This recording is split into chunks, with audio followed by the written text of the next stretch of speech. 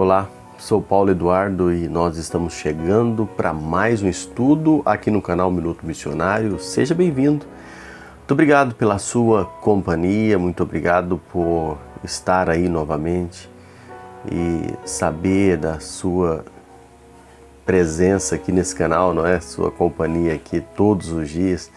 Isso me alegra muito, né? Nós que estamos estudando a Palavra de Deus já aqui na Carta de Filipenses há mais de 100 dias, mais de 120 dias, todo dia estudando juntos a Palavra de Deus.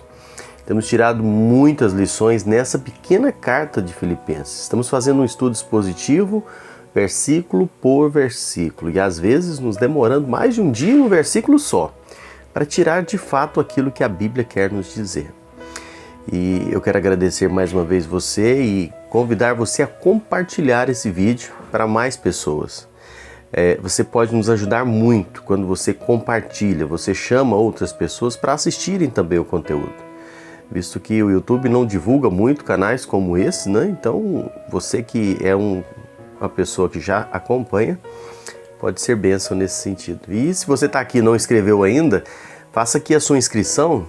Logo abaixo aí, clique em inscrever-se, deixe o seu joinha e assiste os vídeos. Tem tantos estudos aqui, tantas playlists já preparadas. Tenho certeza que tem muita coisa que pode abençoar a sua vida na Palavra de Deus, a Bíblia. Nós não estamos aqui para dar o nosso ponto de vista, mas o que a Bíblia está dizendo. Te convido a me acompanhar agora em mais um estudo. Vamos juntos? Nós estamos estudando aqui, como eu disse, Filipenses, estamos no capítulo 3, onde Paulo está se apresentando, né, colocando-se como pastor. Paulo, um pastor, algumas características de Paulo no seu zelo para com a igreja. Nós já estamos estudando há alguns dias essa parte aqui, que vai a partir do versículo 17. Nós falamos de Paulo dando exemplo, né, de doutrina e de vida. Falamos sobre Paulo protegendo o rebanho dos falsos mestres que estavam invadindo a igreja. Nós pensamos também em Paulo exortando com firmeza e com lágrimas, né? Falamos sobre a verdade e o amor caminhando juntos, né? A doçura e a firmeza de Paulo. Falamos também que Paulo é aquele, e é o que nós vamos abordar aqui, né? Seguindo aqui o que nós temos falado, nós vamos pensar Paulo como aquele que não se engana quando o assunto é falsos mestres.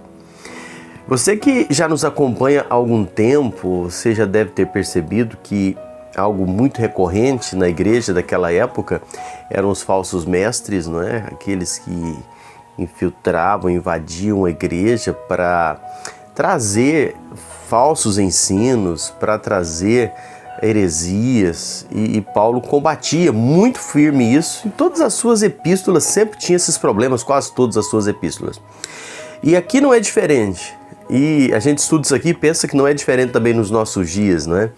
Mudam apenas as heresias algumas vezes, mas problemas de falsos mestres, falsos ensinadores. E hoje, com o advento da internet, das redes sociais, que é uma bênção, por ela nós estamos conversando aqui, mas também tem sido usado por muitos desses vigaristas da fé, esses falsos mestres, falsos ensinadores, para espalharem as suas heresias. E a gente precisa ser firme contra isso. Versículo 19 do capítulo 3, Paulo diz assim: o destino deles é a perdição, o Deus deles é o ventre, e a glória deles está na sua infâmia. Paulo traz aqui de uma forma dura, não é? De uma forma firme acerca desses falsos mestres. Paulo começa dizendo que eles adoram a si mesmo, né? O Deus deles é o ventre. Essa palavra koilia aqui significa, traduzida por ventre, ela pode significar útero, umbigo, não é? Paulo está falando que eles andavam encurvados para o seu próprio umbigo.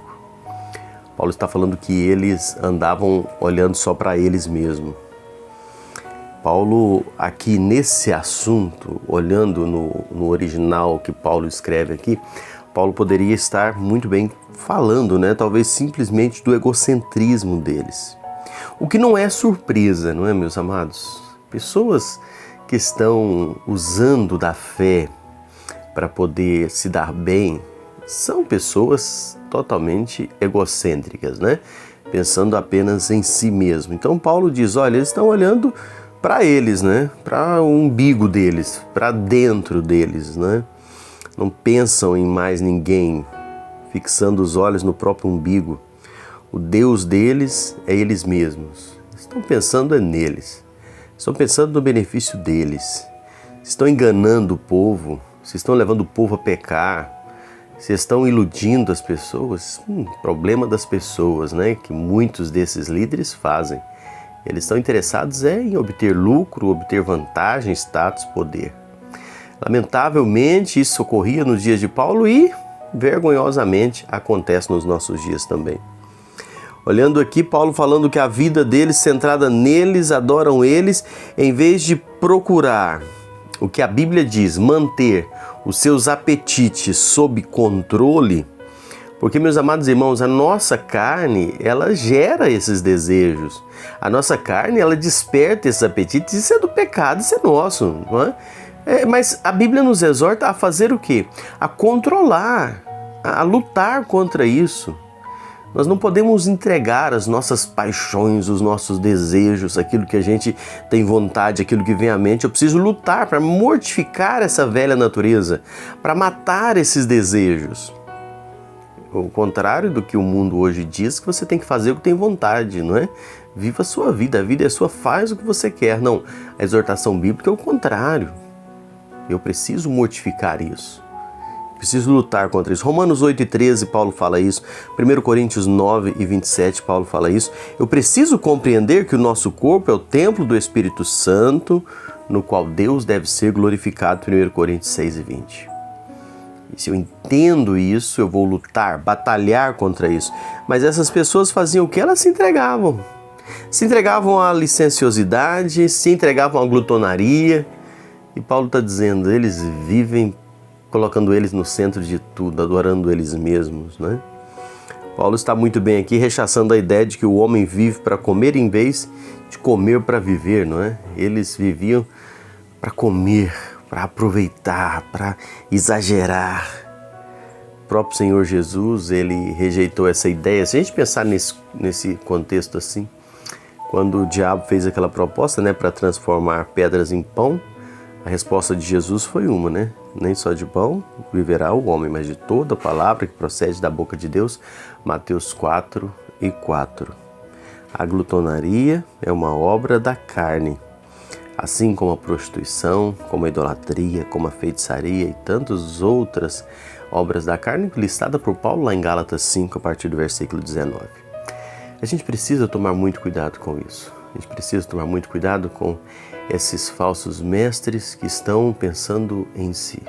Querem viver vidas luxuosas, querem viver vidas a custas, né? Às custas da igreja, às custas do rebanho, não é? Estão disseminando seus venenos, enganando as pessoas. A gente precisa estar atentos a isso e combater esses falsos ensinos, falsos mestres.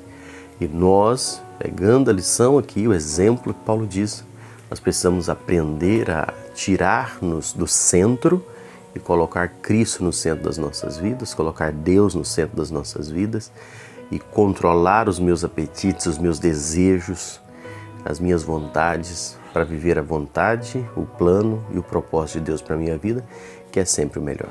Deus te abençoe. Obrigado por me acompanhar. Espero você no próximo encontro aqui no canal Minuto Missionário.